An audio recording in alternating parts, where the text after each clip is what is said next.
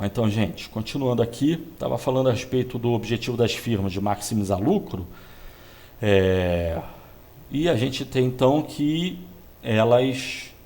todas as firmas, teoricamente, que visam a maximização de lucro, elas objetivam chegar à quantidade que,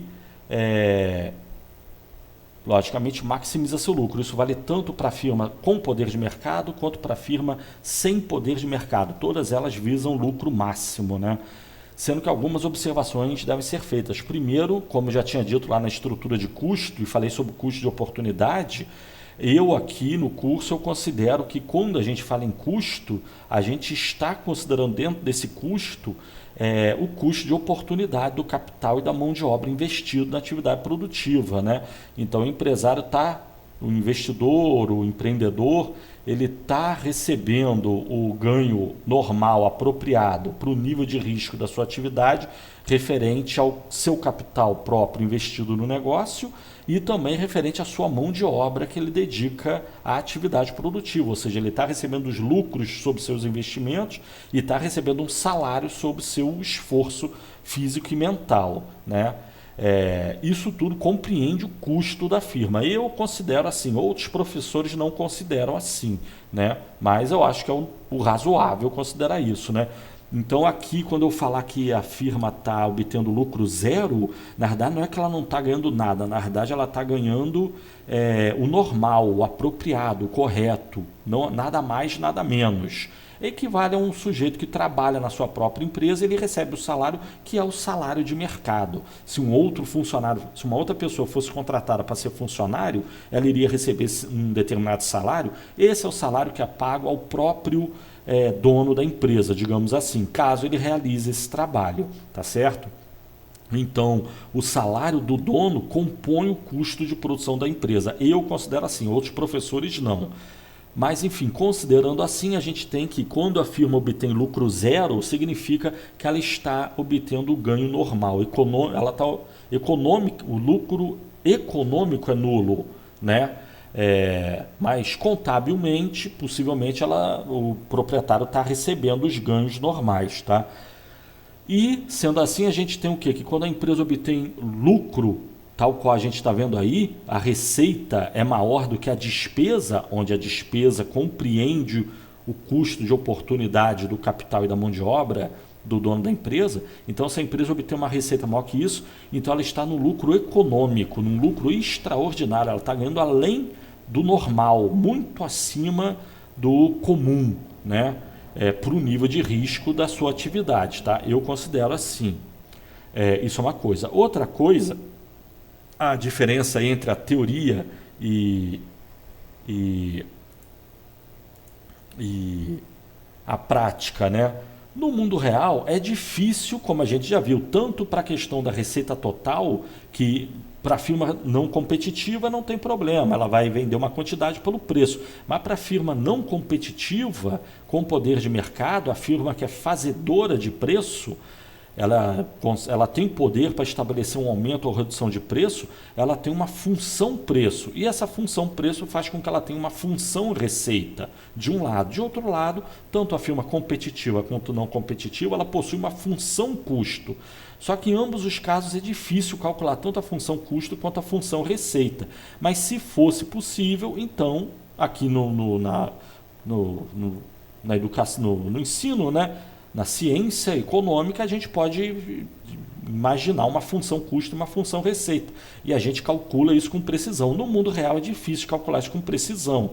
Isso quer dizer o quê? Que não existe o que é estrela no mundo real? As firmas não querem alcançar a quantidade ótima a ser produzida? Não. Elas querem alcançar. Só que para elas é difícil calcular com precisão assim, como a gente está calculando aqui na faculdade, né? Mas, embora seja difícil calcular, o objetivo delas é chegar nesse nível ótimo. Então, elas talvez fiquem um pouquinho abaixo, um pouquinho acima, mas o objetivo é chegar aí. Isso é uma coisa, uma segunda observação. Uma terceira observação é, como a gente falou da curva de aprendizagem, a gente tem que na economia tem diversas diferentes empresas, firmas, produtores em diversas diferentes condições. Então, você tem produtor mais antigo, produtor mais novo, né? produtor com mais experiência e com menos experiência.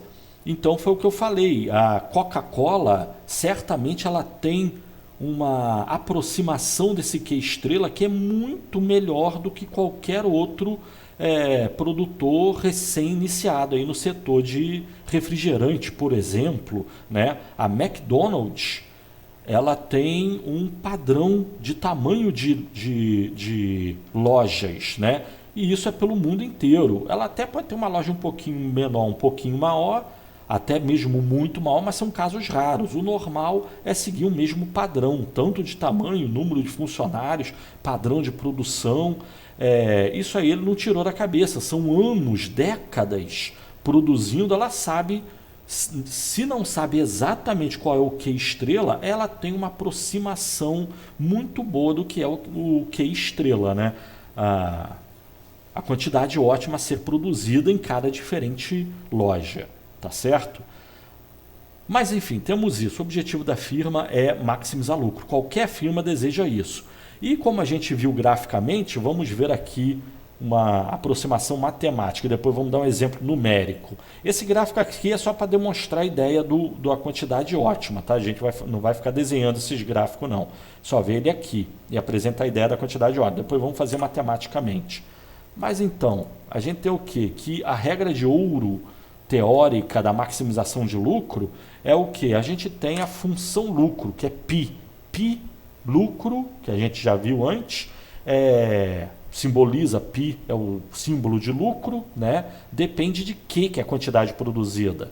E o lucro nada mais é do que a receita total menos o custo total, receita menos despesa, monetariamente falando, né? Existe lucro não monetário, mas vamos considerar o lucro monetário. Volte na aula lá de lucro que eu falei, né? E a gente tem que tanto a receita total quanto o custo total depende da quantidade produzida, né? E depende por quê?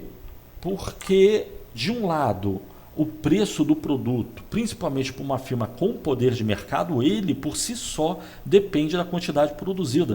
Quanto mais a firma produzir, menor o preço do produto. Se quiser vender a produção, vai ter que baixar o preço do produto. Se produzir menos, falta produto no mercado e o preço sobe.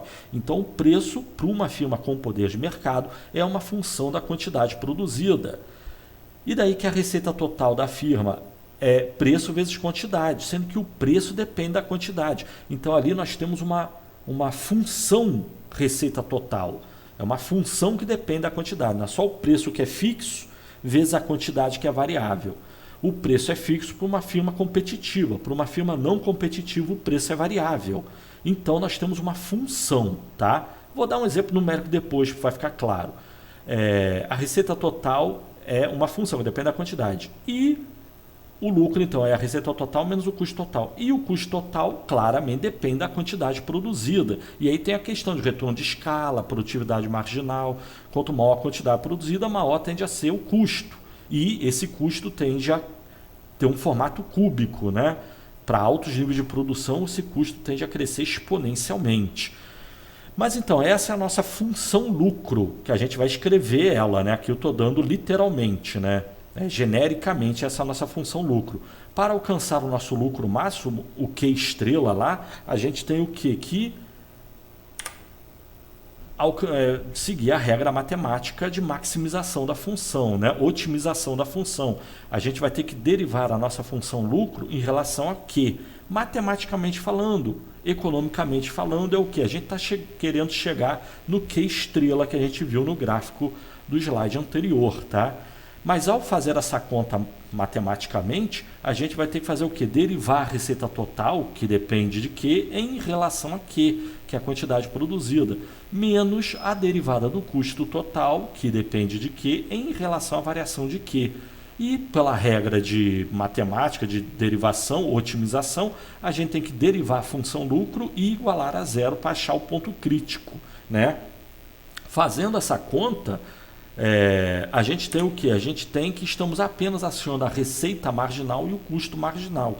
E a gente está, para obter o lucro máximo, a gente vai ter que achar a receita marginal da firma, diminuir do custo marginal, mas de tal forma que essa diferença seja anulada. Ou seja, na margem, a receita da firma vai ter que ser igual ao custo na margem dessa firma.